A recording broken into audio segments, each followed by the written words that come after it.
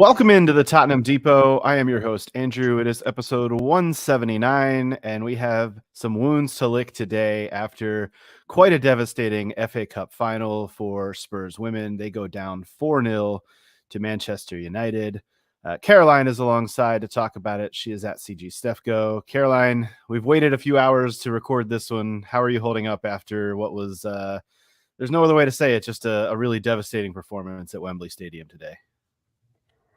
Yeah, I think I've composed myself enough that I can talk about it now, but it definitely really stung. And yeah, just a tough morning.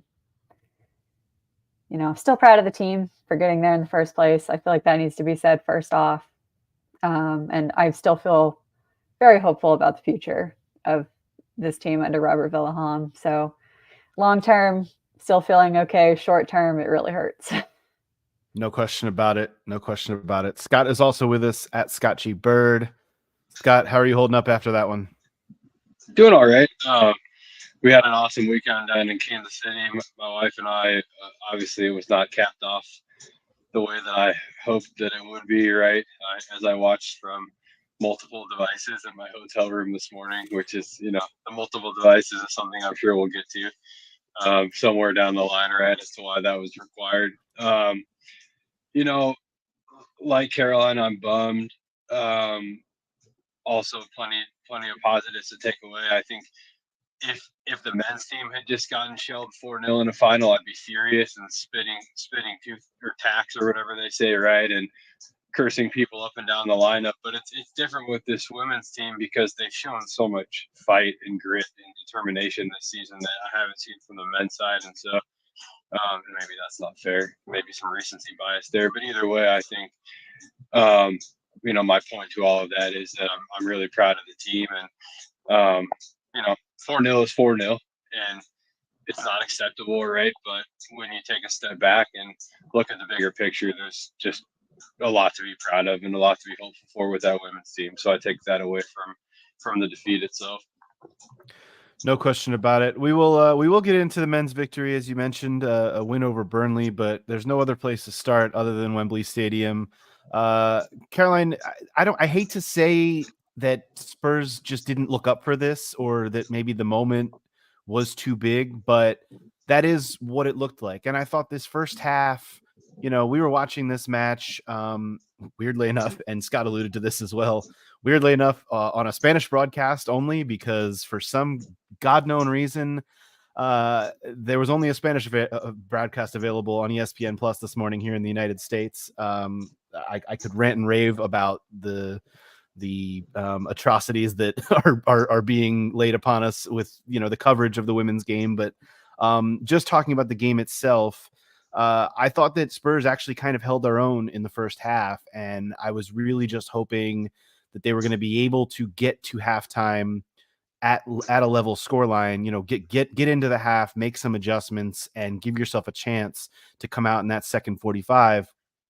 And unfortunately, it was just no other way to put it, a banger of a goal from Toon that kind of changed the entire course of it for me and sent United into the break up a goal, and they kind of just rolled from there. What was your just impression of all of those things I just kind of brought up, just the occasion, the moment, and obviously just the momentum shift toward the tail end of the first half? I do think the occasion got the better of a lot of the players on the pitch today, which is, really unfortunate, but this is the first time they've been in a major cup final. So I think to an extent that's kind of understandable. Like, we know that United were in the position that we were in the same time last season. They were making this final for the very first time. So they had the benefit of kind of having that experience out of the way and, not having the same kind of nerves that I think did show up in a lot of our players, which was really unfortunate because we know this team can play better than they did today, like so much better. So I think, this is a really bad time for us to have one of those, down games. But I still think I take some comfort from the fact that I know this was not the best performance possible for this team. that hopefully there will be finals in the future where we do show up and we do play to our maximum ability. I also think it's kind of worth talking about the starting lineup a little bit because there were a couple of surprises for me in Robert's team selection. I think we've not really seen Martha and Beth on the pitch at the same time working very well in the past. So for me, that was a big kind of concern how they were going to work together or kind of negate each other at times, as it turned out. And I also just think I kind of have questions about Martha's fitness right now because she's pretty fresh off an injury. And to me, I thought it might have been better to have her coming off the bench. So that was a little bit of a head scratcher. And then in the defense, we saw Amy James Turner get her spot back. And, I really don't want to pick on any individual player today because I think kind of across the board, we didn't see very good performances. But I do think it's worth noting just that we switched up the defense from the last game that seemed to work really well. So, yeah, those were a little puzzling to me. And I don't feel like anyone was really on the same page. It felt like we just had a lot of passes going awry. And I also felt like we kind of lost the physical battle to United. And, we don't like to talk about officiating, but I do feel like we really did not get any luck in that regard today. And there were a couple of times when it probably made a pretty big difference. Especially when we get onto the second half, we can talk about that first goal that they scored. But yeah, I guess that's all I got from the first half, and I'll let someone else talk now because I'm just rambling, and I don't know. Well, I think a lot of what you said is true, and I think there was a real snowball effect too. It was almost like once things started to go downhill, they did in fact snowball. I think for those first 30 to 40 minutes, things were okay. You were seeing a very open game, but to your point, we weren't seeing the connection and just the fluidity of passing. I think you're right about both Martha Thomas and Beth England just not. I think their lack of connectivity in the offensive end really also hurt Jess Naz. I thought Jess Naz was just absent in this match, unfortunately, and she came off after about 54 minutes, and I felt bad because we've spent so many weeks on this podcast praising the way that Jess Naz has played, and she was just anonymous in this match, and I don't think that was fully her fault. I think it was just a product of no one else doing anything to serve her. Yeah, I agree with all of that. I really think Celine should have started. And hindsight's always 2020, right? But I think Bizet in the 11 would have made a lot of sense. I think she's been hot right now too. I think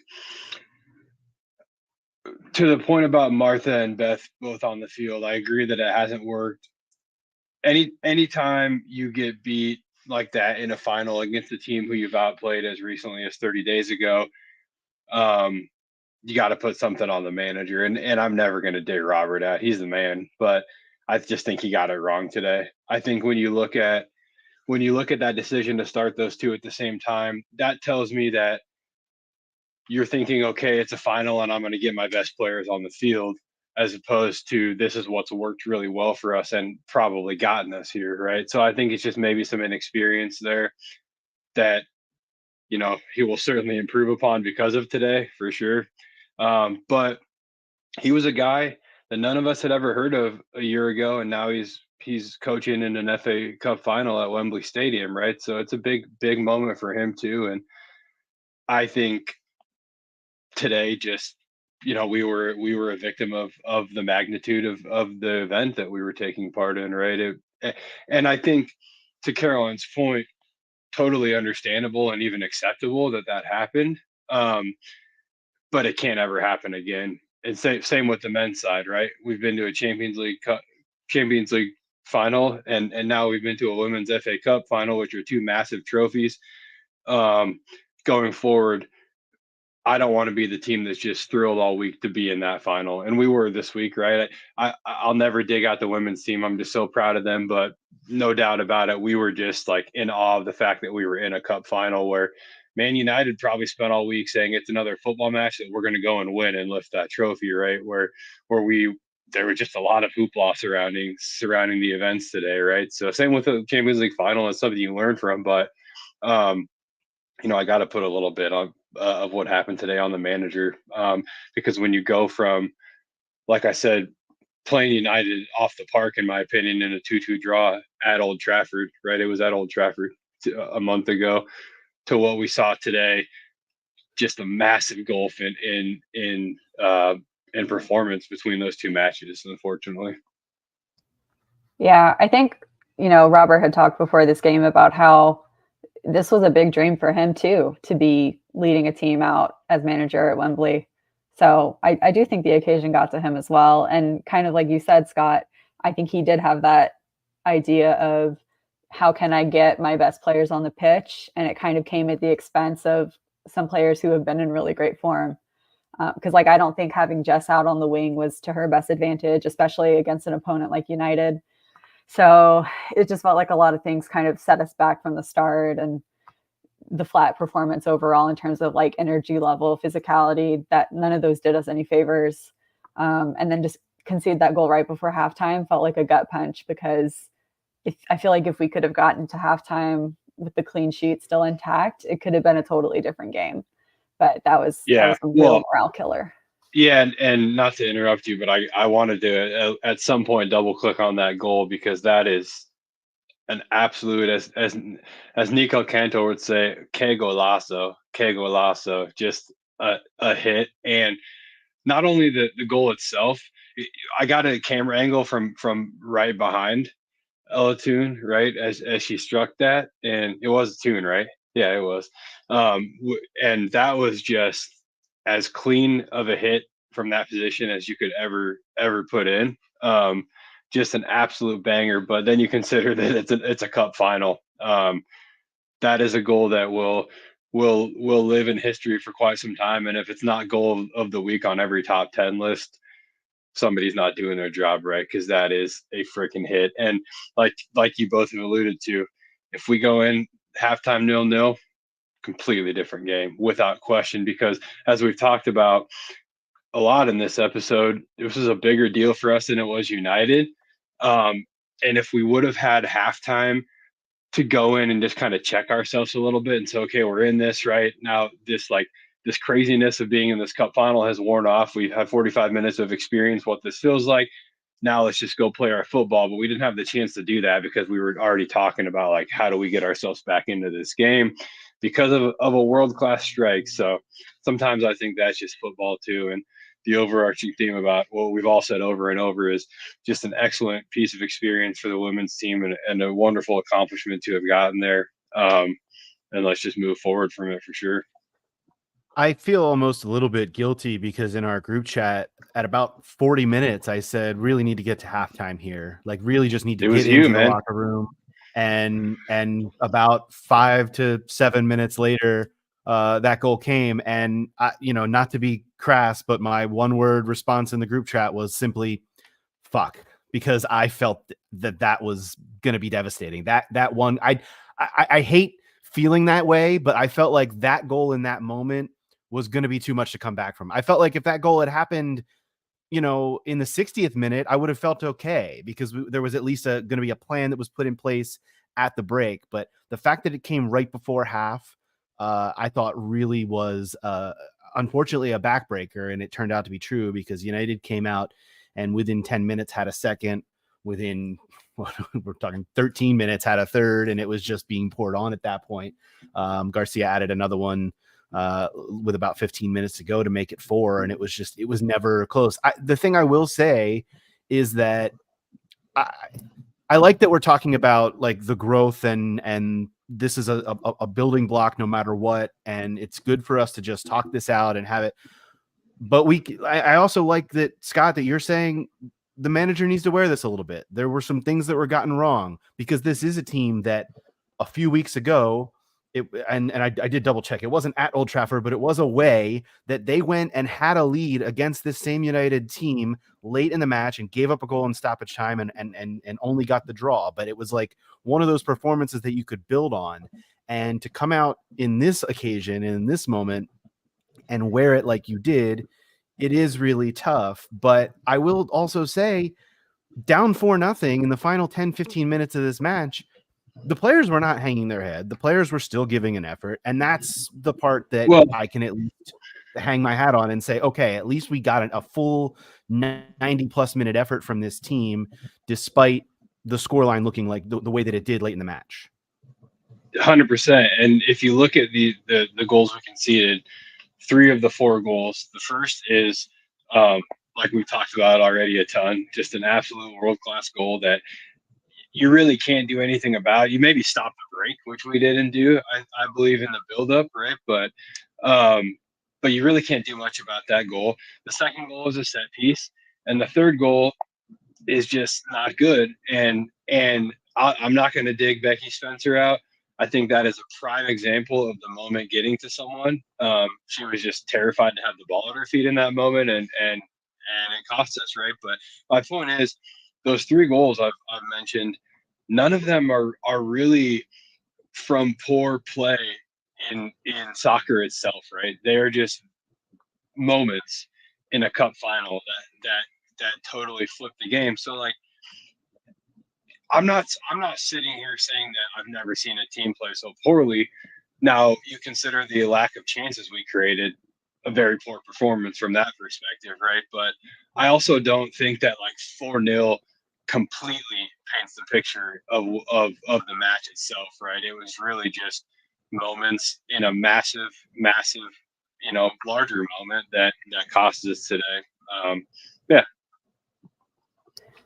Yeah, I agree on Becky. It would be one thing if she was the only player who made a mistake. She's not. And we all know we wouldn't be in this final period if it weren't for, her heroics in the penalty shootout in the quarterfinals. Yeah. So that one is what it is. Yeah, but I agree with you, Scott, that the more concerning thing, than having these kind of lapses in concentration was that we weren't creating anything ourselves. So even when it was just 1-0, 2-0, it was still hard to see a way back.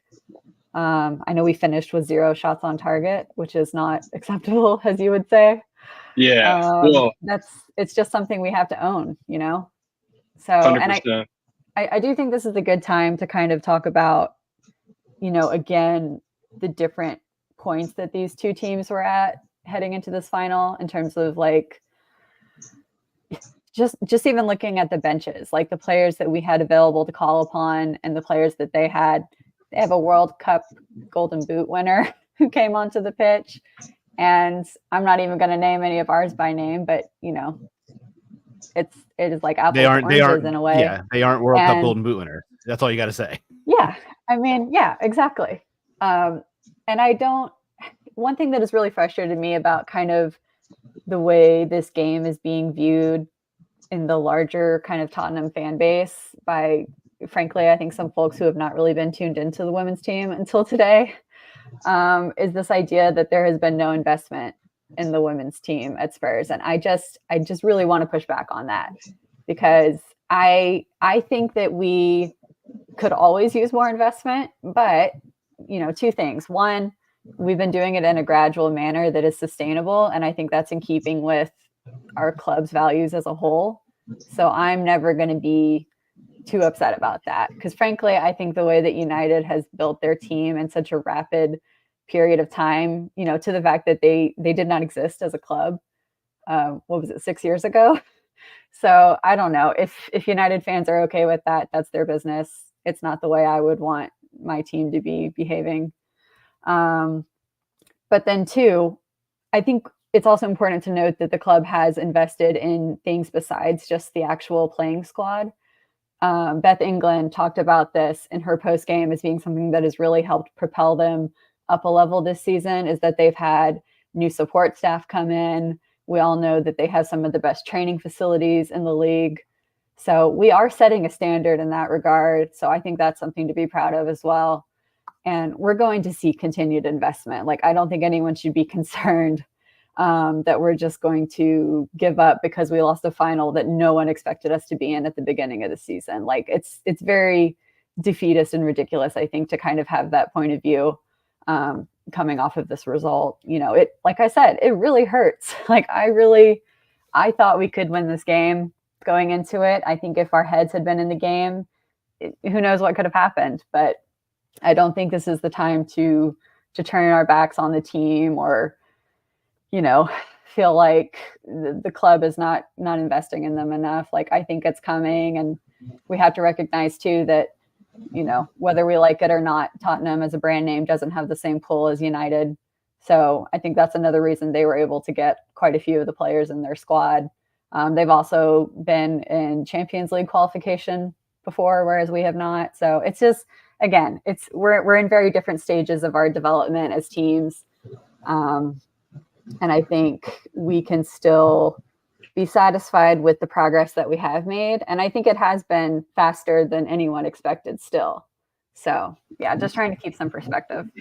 Yeah, the one thing that, and I agree with all of that, that it really makes me want to go to is how important it is going to be to invest this summer. Though it's going to be vital. We've got to bring some fresh blood in. When you get to a final in the manner, it's just like the Champions League final. There's so many parallels for me between that moment and the moment today, right? But when you drag yourself through so much to get there, against all odds, and then really get thumped in that moment, it's really hard to pick yourself up again the next year and go again, right? And they're going to be able to, for sure. I think it's a lot different than, I say, parallels to the Champions League situation. It is different, right? Because there's been recent investment. It's a different situation. I think the build up to that match is very, very, it can be likened for me, but it's been a different path. I ultimately, what I'm saying is, though, they're going to have to pick themselves up and go again, and it's going to be a challenge, and investment is going to be a huge piece of being able to do that. You've got to, people talk about it all the time in these situations, you've got to bring people in the next season who didn't just experience that massive, just crushing blow. That's such a low for a player, right?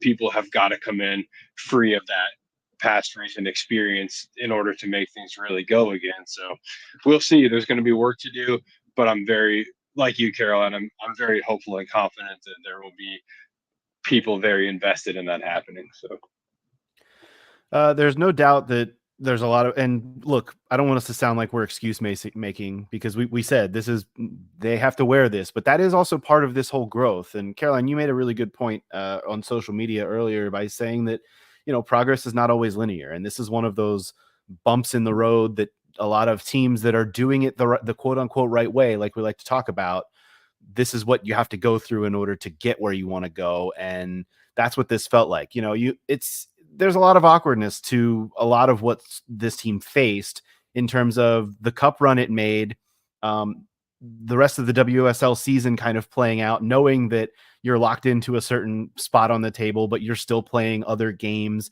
You're trying to work out your best team leading up to this game.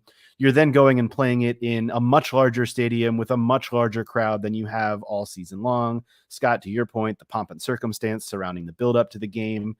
And again, I know that you can listen to what I'm saying here and say, well, you're just making excuses. Yeah, a little bit. That is kind of what I'm doing. But at the same time, this is like you wear this to make you stronger. It's the, you know, what doesn't kill you make you stronger type of mentality that, you know, this team needs to build on, and we go on from here. I do think that it's important to recognize that the bumps in the road are important to take, and that this team can and will, we believe, still continue to grow. And Caroline, to your point about kind of people chiming in who maybe haven't been paying attention, I think it's a good thing that people are now paying attention a little bit more. I think this kind of cup run is a good thing that can get more eyes on it. But also, yes, if you don't really know what you're talking about, the best mode of operation is always to not say anything if you don't know what you're talking about. I've kind of tried to live my life by that a little bit, and I think a lot more people would would be well suited to do so, if I could say so. It's, it would be a great thing if everyone could just not talk about things they don't know shit about and haven't been paying attention to. But when you give everyone a keyboard, it's a little tough. But tough one. It sucks, but they will go on. There are still two more matches left in the season this week. Kind of like on the men's side, things wrap up this week. Spurs women will face Chelsea on Wednesday and West Ham United on Saturday to close out the WSL season. Again, they're locked in to that 6th position in the table. So hopefully they can kick on and have a few more good results as the season winds down. But this one is going to sting for a while, and we're all going to continue to talk about how to get to the place that we just saw Manchester United get to. And it's kind of what we've been talking about ad nauseum for the last, not just this season, but even last season, in terms of growing and building a program. So we're here for it. We're going to enjoy watching the growth of this thing under Robert Villahamn. And I'm excited to see where it goes this summer, just like I'm excited to see it on the men's side kind of continue to grow and develop under Ange Postecoglou. So anything else you guys want to get off your chest before we move on to talk about the men's side a little bit, and before we wrap it up here? Because this was a lot to take in this morning. We waited a few hours to even record just because we wanted to make sure that we could rationally talk about this match and not just fly off the handle at what on paper looked really devastating, and in some ways kind of was really devastating. Anything else? Go ahead, Caroline. My only petty thing is that Mark Skinner looked ridiculous sweating in his turtleneck, and I still think he's not a great manager, definitely not a great manager of players. It's just astounding to me how he manages to insult his players when trying to compliment them in post-game press conferences. But, like I said, I would not trade Robert Villahamn for him for the world. So I'm so glad you brought him up in his turtleneck, which, there were cooling breaks. It was obviously warm in London today, and he was wearing a long sleeve black turtleneck sweater. I said in our group chat, he was the epitome of looking like a Bond villain in that get up today. And I think he even, I think I saw an interview he did on the pitch afterwards where they kind of were poking fun at him for wearing that. So I'm fine with that as well. Like, let's make fun of that situation all we can. I brought it up earlier too, the broadcasting thing. Look, I don't know who wears it more. I don't know all the ins and outs of the broadcast rights, but by the 69th or 70th minute, ESPN Plus here in the US did have the English broadcast up. They did not have it before the match started. So I would tend to think that that's on ESPN. And ESPN, just a quick word of note, if you want to be praised for growing women's sports, which, by the way, you have been and have done for quite a few years now, you look at what happened with the NCAA tournament and the growth of women's basketball. ESPN is a massive part of that, and I will give them credit for that. But guess what? You got to do it in this sense too. You need to put a good product out, and you didn't do it today. You failed massively. We were, Scott alluded to it earlier. We were listening to the English broadcast on the FA Player while watching a Spanish broadcast on television. It was all over the place. And we're talking about a cup final here. We've got to get that kind of shit together and get our shit in order. And let's make these games more available, more accessible for more people to see. And that's how we grow the game. That's how it gets better. So I just really disappointing from that standpoint too, waking up early this morning out here on the West Coast, 6:30 a.m. kickoff. I got my coffee. I'm ready to go. And look, I would love to speak Spanish, but I don't. And having that be the only option for me to watch this match was really quite frustrating. So that's the last word I'll have on that. I know the folks at ESPN are probably not listening, but if anyone is, or anyone can pass a word on, give them a nice little middle finger from me, because that was ridiculous this morning. Did not enjoy. Not a fan of that. Let's talk about the men. The men ended a 4-game losing streak on Saturday with a 2-1 victory over Burnley. Pedro Porro gets his second Premier League goal of the season to equalize, and Mickey Van de Ven's third goal of the season. I had to double check. That is his third goal of the season as a center back. And a goal that I kind of just want to spend the next half an hour talking about is the winner in the 82nd minute. Caroline, what was your takeaway from the Spurs relegating Burnley in this match. This was kind of, honestly, if you would have told me this is how this game played out, I would have said that tracks. That makes complete and total sense. But what was your takeaway from this one? Well, just as a side note, I find myself a little dissatisfied with the teams that are getting relegated this season, besides Sheffield United, who I have a long-standing hatred of. So sayonara to them.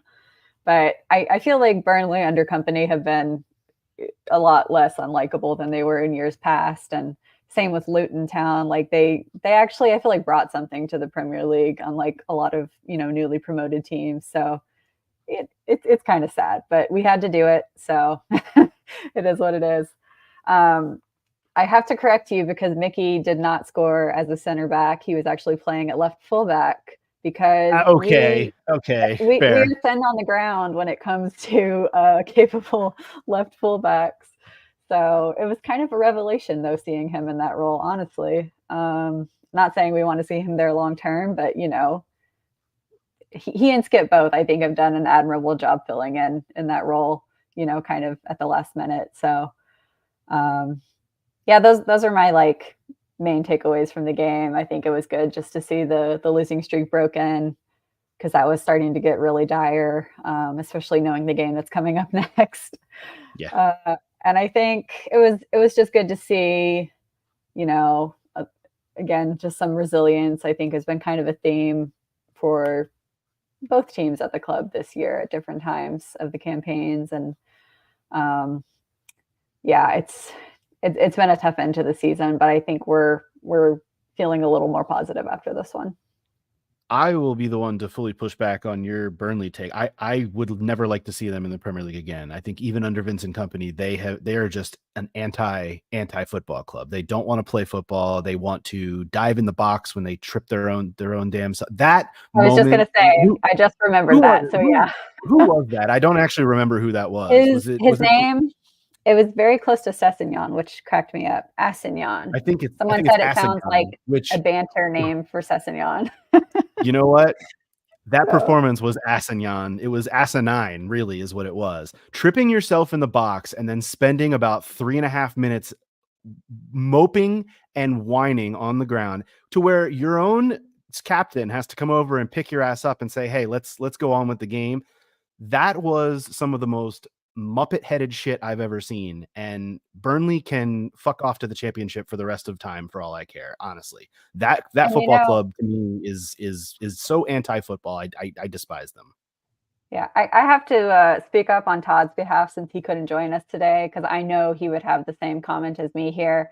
It was really annoying hearing the commentators insistent that should have been a penalty. I'm like, are you kidding me? Like, the anti-Tottenham bias does exist. I'm sorry. So it wasn't until Paul O'Keefe retweeted the clip later in the day, because I watched this game on delay. Look, you guys know me. The weekends I get out and golf. I watched this game on delay, and so I watched this game, and then I went back and looked at social media, because you're right. The commentary was like, oh my gosh, that's a bang on penalty. What are they doing? And they only showed like half of a replay of it, and then decided they were just going to say that's a bang on penalty for the next 5 to 6 minutes. And I was like, well, show me the replay again. I would like to, because they had me like wondering, wow, did we really just get away with something? It wasn't until much later in the day when I saw it reposted on social media where I realized that asinine Assignon was just...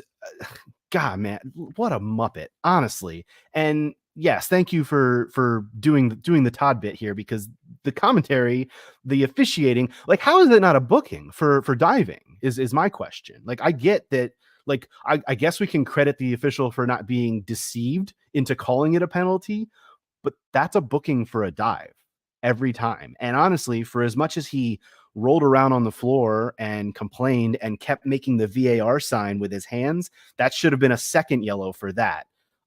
It was ridiculous. But I'm not to rant, not to get away from actually talking about the game and do that rant, but at least that's out of the way now. We can talk a little bit more about the game itself. I think that, Scott, the thing that I want to touch on with you a little bit is just the midfield, because you're such a midfield aficionado. I actually thought this was a pretty good performance from our midfield, and the pressure that Spurs were able to put on throughout this match was encouraging to me.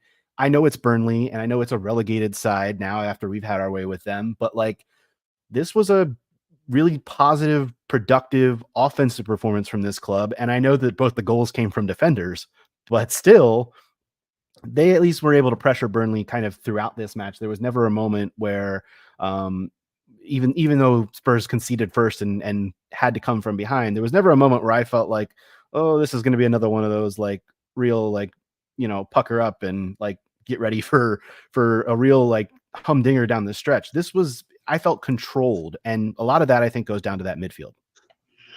Yeah, I think the midfield was solid. I think I still have, a few questions about how we integrate the midfield and the front three a little bit better.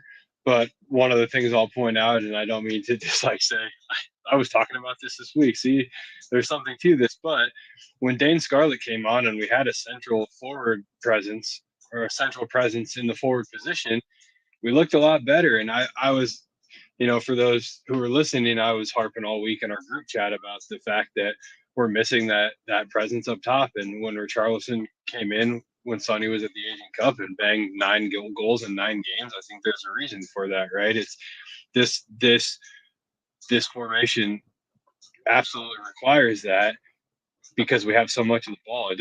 It's not the Ange system specifically, but when you have all of the ball, if you don't have that, it can be super challenging. So I think that was a big piece of it.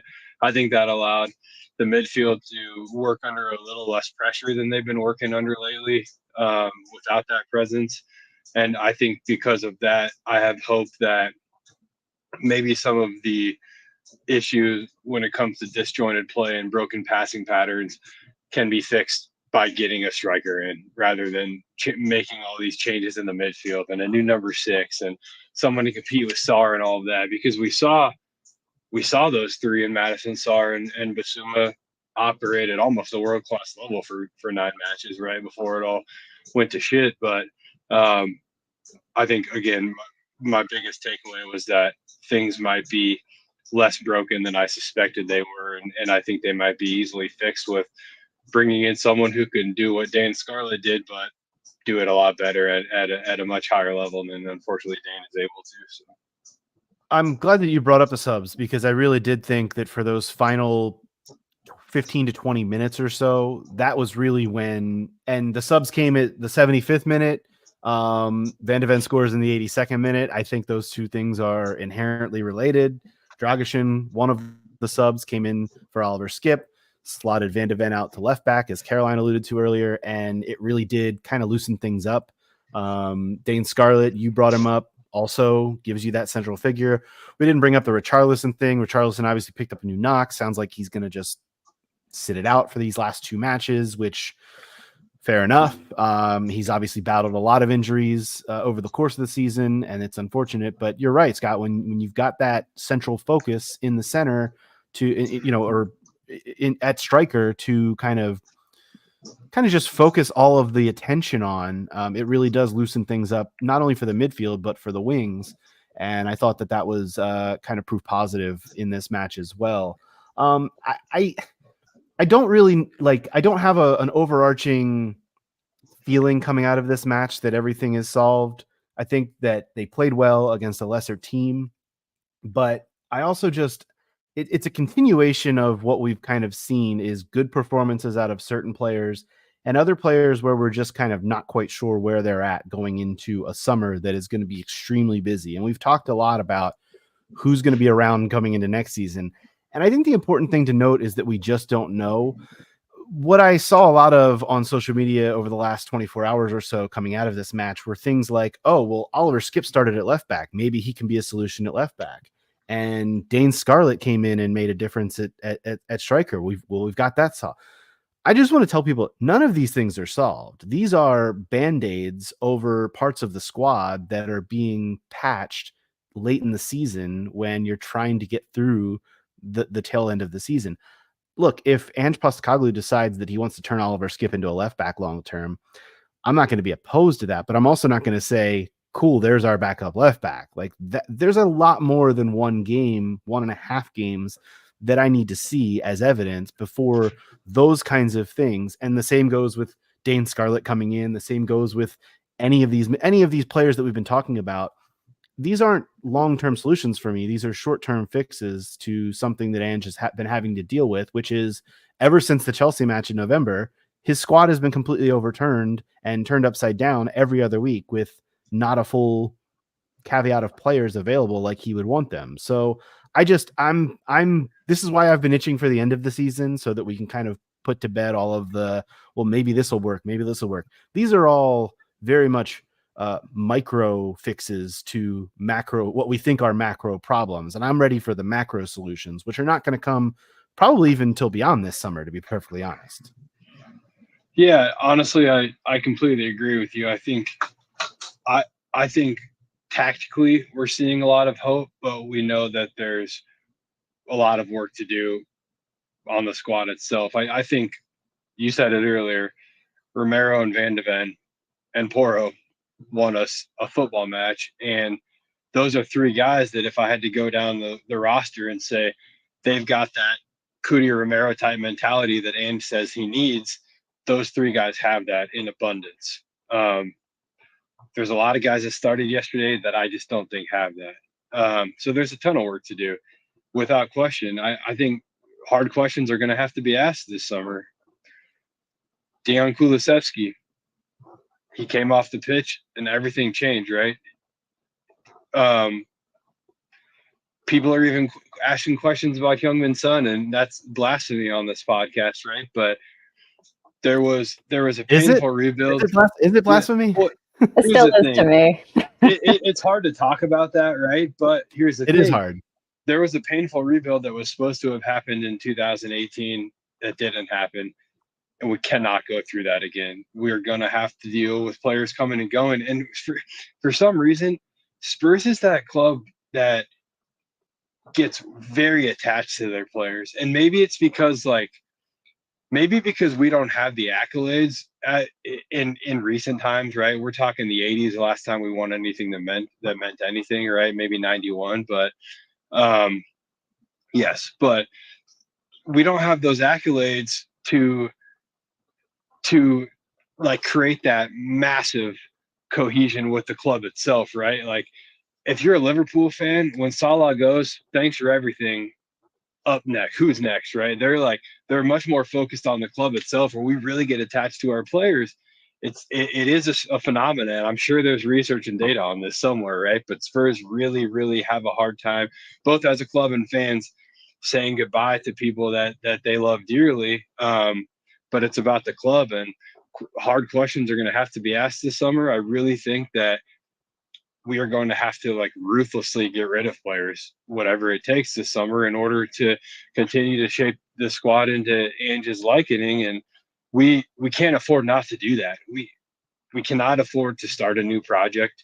We have a wonderful manager, and we have no choice but to just, again, ruthlessly do whatever is required to put him in a position to be able to compete for the title.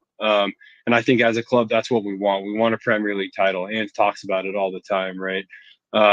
It's if it's important as we say it is all the time, then let's go start getting to work this summer. I'm really, really looking forward to seeing what happens.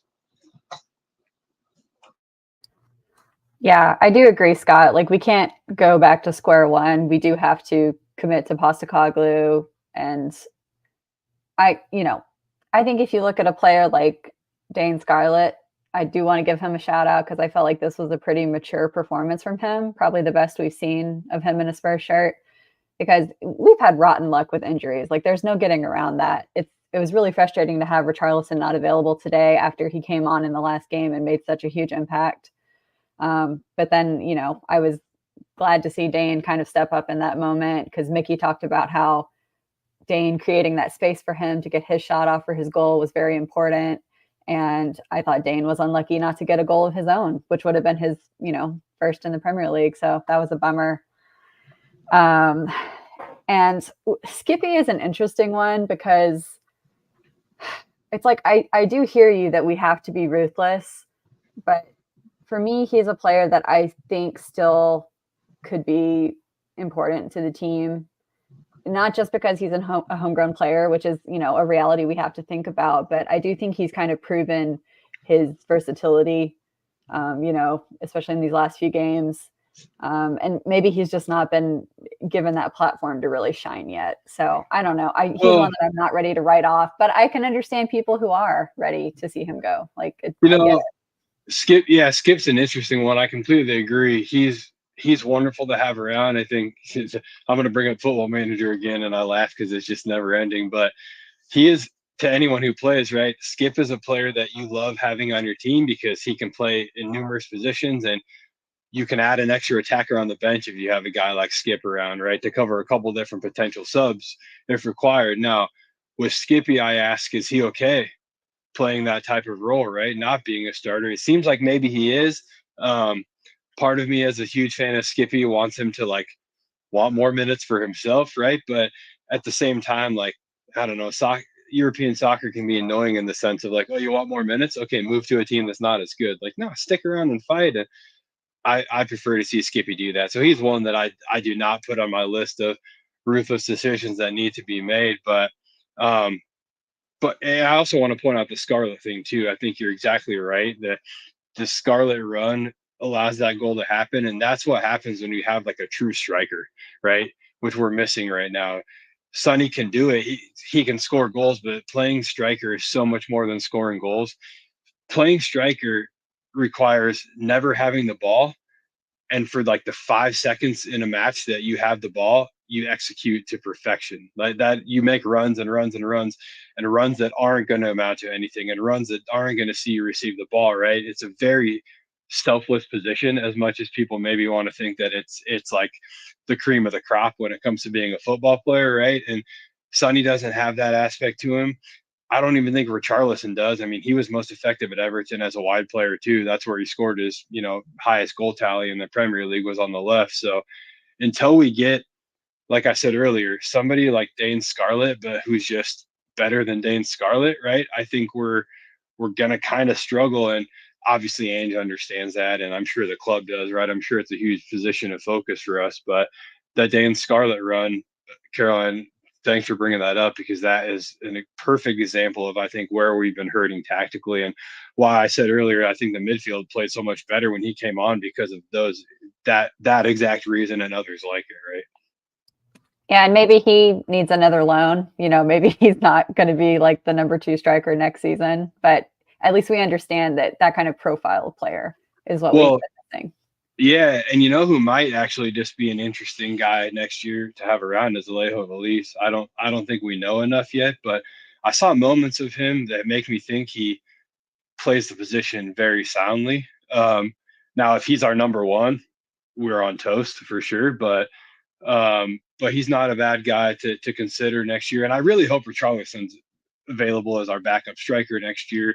And I wouldn't even be upset, honestly, if Ange came out and said Richarlison's our number 9 next year. We're rocking with him and going with it. But I would love to see a world where somebody is coming in that's more proven than Richarlison. Iron sharpens iron, and Richarlison seems like a guy who would be up to that challenge to compete for minutes with a true number 9 as well. And he's also competing for minutes on the left-hand side. So there's plenty of minutes for a guy like Richarlison. I hope we have him around. I think the thing that comes to mind whenever we talk about these players like Skip or Scarlett is just the homegrown thing, like Caroline brought up. Especially, we got reports today that Jaffa Tanganga is more than likely going to make a permanent move to Millwall after his loan spell there. It is just something to note. And we don't. I know we talk about homegrown players a lot, but we also talk about it in the sense of recovering something that is needed for the squad, rather than just wanting to bring in all these transfers. And that is kind of it is kind of important.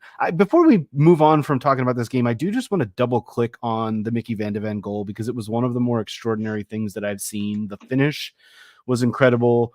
I told you guys, and think I might have talked about it on social media. I voted for Christian Romero for player of the season. I think that he's just been the most consistent, steady hand throughout the year. I know that, the red card against Chelsea was a big deal, but honestly, he's just been the stalwart in this team.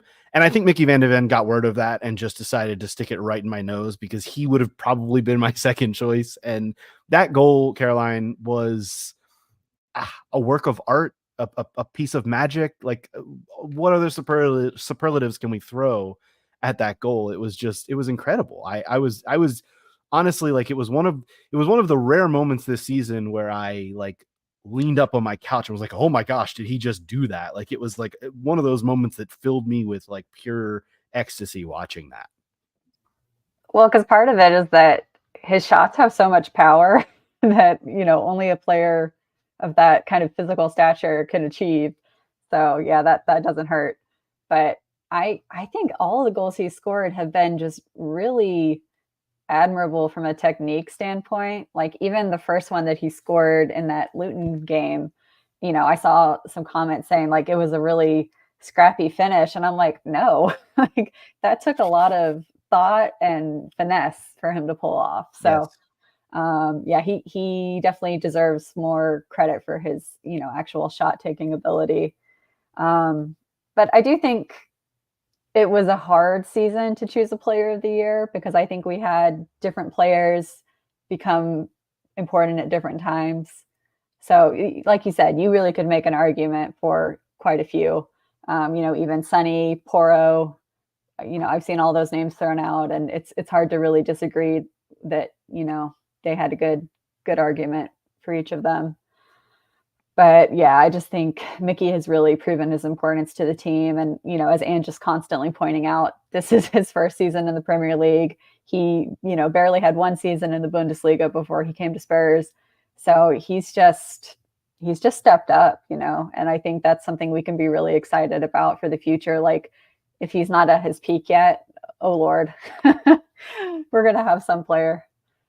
Yeah, it's incredible. And I know, like, it's been talked about with him playing the left back role like he did in this scenario late in the game when Dragusin came on, but I would just so much rather see him be that stalwart at center back in that pairing with Romero long term. I think he can, in moments like he was in this moment, pop up and do his thing in a left back role. But gosh, what a player, and what a center back, and what a threat to have at center back too, to be able to occasionally throw him up and do things like that, and have the speed and pace to get back when needed. So it's one of those things that I don't really want to entertain from a long-term standpoint, but yeah, in the short term, that's some cool shit you can do with him. Well, because this is something I was thinking about with Dane Scarlett in this game too, is the fact that, I think these players really do know what Ange expects from everyone in certain roles, because you have two players, coming in who have not played either just many minutes period, like in the case of Scarlett, or in that position in the case of Mickey. And they were just able to execute it, flawlessly. So I do think that speaks to, the clarity of Ange's tactics. And once we get the right players in for these roles, like, everything's going to start to click. I think these kind of situations really give me hope for the future, because, we've got a good manager. We just need to get the squad to go with it. No question about it. Shout out to Scott, who had to dip out a little bit early for pasta night. For those of you listening and not hearing his voice again, or those of you watching and seeing that he's departed. But just a couple more things I want to touch on before we get out of here, Caroline. I saw there was a little bit of controversy about Spurs doing the lap of honor after this match, knowing full well that they still have one more home game. I just want to tell all those people, go touch grass. Like, this was the originally scheduled final home match. It was on a Saturday afternoon / evening where fans could maybe stick around a little bit longer. Whereas on Tuesday night against City, they probably won't be. They're going to be rushing to get home. It's a weeknight. If you have any problem with the fans sticking around and families coming out onto the pitch, and the players and the coaches and the manager taking a little bit of extra time to thank the fans and do the lap of honor on this occasion, fuck off. There's no other way to sugarcoat it. I'm sorry. Just like, go screw. Because this is not something to complain about. It really isn't. It really isn't. And mostly, I will say, it was mostly fans from other clubs who are probably not listening to this podcast. But this is a message to the Spurs fans listening to this. You have full permission from your boy Andrew here to go tell those people to go screw. So there you go. I did bring it up. It's Tuesday against City. And look, mathematically, when we look at Spurs right now, there is technically still a chance to get fourth. Mathematically. By the time you're listening to this, perhaps because Aston Villa play Liverpool on Monday, that may be that math may not math anymore. It is a 4-point deficit for Spurs behind Villa with 2 matches to play for each. Of course, Villa have Liverpool on Monday. Spurs have City on Tuesday. And then I actually don't know who the final day's matches are. I know Spurs play Sheffield United. I'm looking right now to see who Villa play. But regardless, I think we've pretty much said it. Like, we're not counting on Champions League. When you, however, look at holding on to 5th place, Spurs are in a really good spot now after this victory. They have a 6-point gap on both Newcastle and Chelsea, 63 points to both of their 57 points. So any 1 point from the City match or the Sheffield United match will clinch 5th place for Spurs. My question, though, is what are your, I don't know if expectations is the right word. What are your thoughts about Tuesday's match against Manchester City, knowing full well that Manchester City are now, after Arsenal defeated Manchester United today, 1 point behind Arsenal for first place. However, they do have the game in hand, which is this game on Tuesday. What are we looking at on Tuesday? Are we going to throw out the under 18s for this match and just say have it, or do you want to see an effort put forth in this game against Manchester City? It's so hard to know how to feel about this. It really is, just because I don't know. The thought of seeing Arsenal lift the title just fills me with dread. And I know that we have it, technically in us to affect that outcome. So it could be tempting to just not put much effort into this game, knowing that we have a very winnable game against Sheffield United that could clinch 5th. I don't know. And I did look to see who Aston Villa is playing on the final day, and it's Crystal Palace away. Yeah. And Palace have been in great form. So it's kind of like, maybe we have to go for it at this point, Like you said, I think you do. I think you go for already it. If Aston Villa have won their game before that. But I don't know. And you always want to see your team play well. Nobody wants to see a lackluster effort. So I don't know. I think I'm leaning more towards, like last week I was saying, yeah, screw it. Let City have this one so that they can be assured the win. But I think I want us to go for it now, even though I'm going to be probably unhappy with the other outcomes from that. Yeah, the real kicker is if Spurs do manage even just to get a point off of City, they would equal Arsenal on points, but would still be 3 goals behind in goal differential entering the season's final day on Sunday. So even if both won, City would have to overturn that 3-goal difference. Yeah, but I'm kind of where you are. I think you need to put your best foot forward. I know the jokes are fun, and trust me, we're all going to make them. None of us want to see Arsenal lift the title. But honestly, like, I don't want to see City lift it either. I want to see Spurs lift it. So the fact that can't happen means I just want to see Spurs put their best foot forward and gobble up as many points as they possibly can in these final 2 matches. And if that comes with Arsenal winning the trophy, then that's what we're striving for. And that gives us something to look to. But yeah, it is a little awkward, right? It's a little like, and the thing is, like, Villa may very well take points off of Liverpool on Monday, and this all may be moot by the time Tuesday rolls around. But it is just kind of one of those things that it's an uncomfortable conversation. It's an awkward conversation, but it's definitely a conversation people are going to be having. And obviously we saw the team that Manchester United rolled out today against Arsenal. And that speaks to the opposite end of that spectrum, where United certainly aren't doing City any favors by going and putting out much of an effort against Arsenal. So that's just kind of what it is. But yeah, 2 games left. To the point that Wayne Rooney is calling out United players for sitting out when they don't need to be. So that's awkward. Yeah.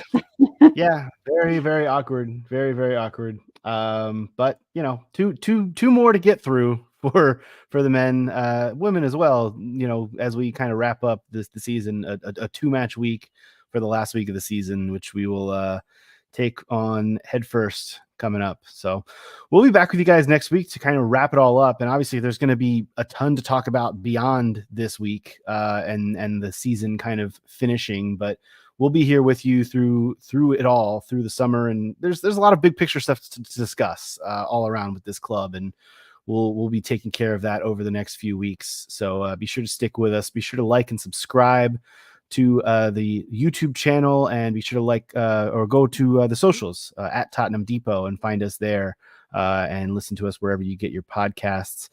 Scott can be found at Scott G. Bird. You can follow Caroline at CG Stefko. You can follow me at A Stetka. And once again, follow us at Tottenham Depot and get your fix every week here as we chat Spurs as we're almost there. We've almost made it, almost to the end of this, what has felt like a really, really long and grueling season, but it is almost over.